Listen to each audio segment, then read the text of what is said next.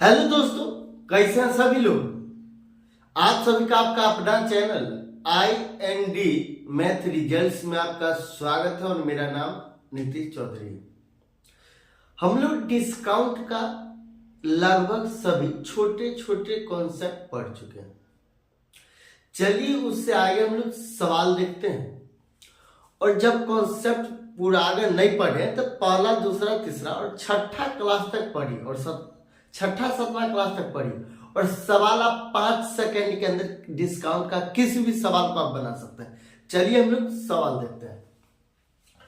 कहता है कोई व्यापारी सामान बेचते समय अंकित मूल्य पर 40% छूट देता है और उसे 30% की हानि होती है।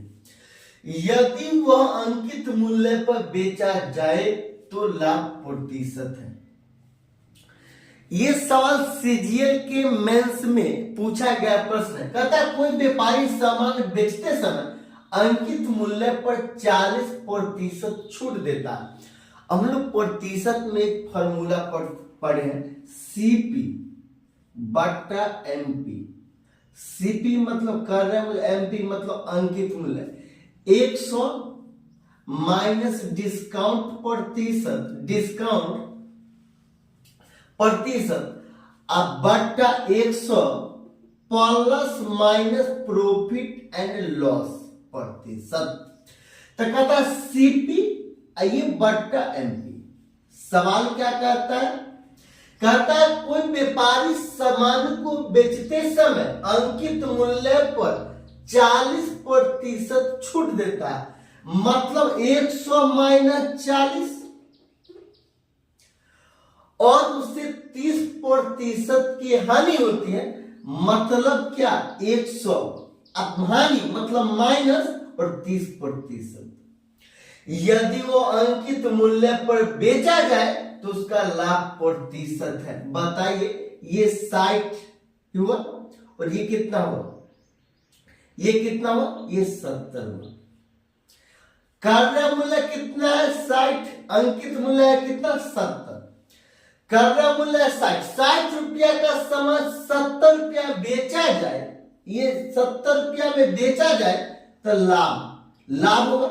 लाभ प्रॉफिट प्रतिशत कितना का लाभ है? 10 का। कितना में से? 60 में से। और ये फ्रैक्शन में इसको प्रतिशत में बदलने के लिए हम लोग 100 से गुणा करते हैं।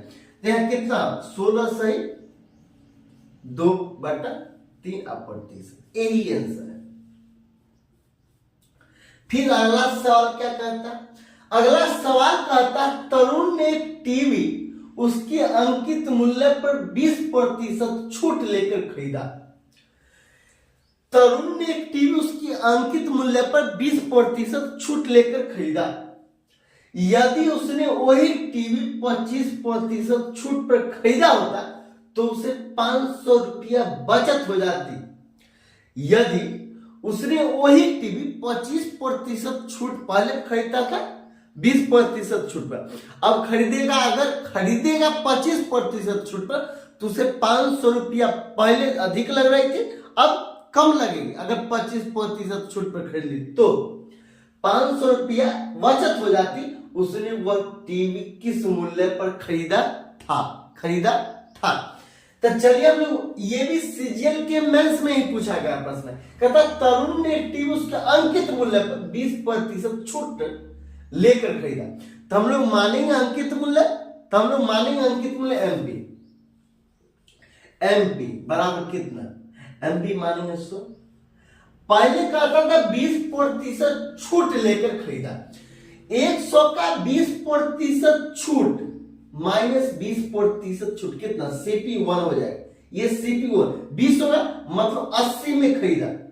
यदि उसने वही टीवी 25% छूट पर खरीदा होता, 80 में नहीं खरीदा और 25% छूट, ये 25% CP 2 25% तो माइनस 25%। 100 का 25% 25 होता, 100 में से 25 घटा दे 75। अगर 75 में खरीदा होता तो उसे 500 रुपया बचत हो जाती। तो उसे 500 रुपया बचत हो जाती। पहले 80 यूनिट में खरीदता, अब 75 में खरीदा, मतलब 500 रुपया बचत हो जाता। मतलब कितना यूनिट का बचत है? यहाँ 5 यूनिट का, यहाँ 5 यूनिट का बचत है। ये 5 यूनिट बराबर 500, 1 यूनिट बराबर 100, 1 यूनिट बराबर 100।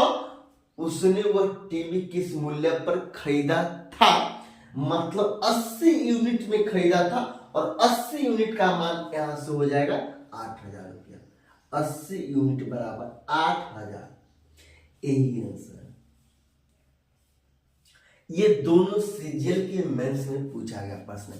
अगर अच्छा लगता है तो लाइक और सब्सक्राइब कीजिएगा।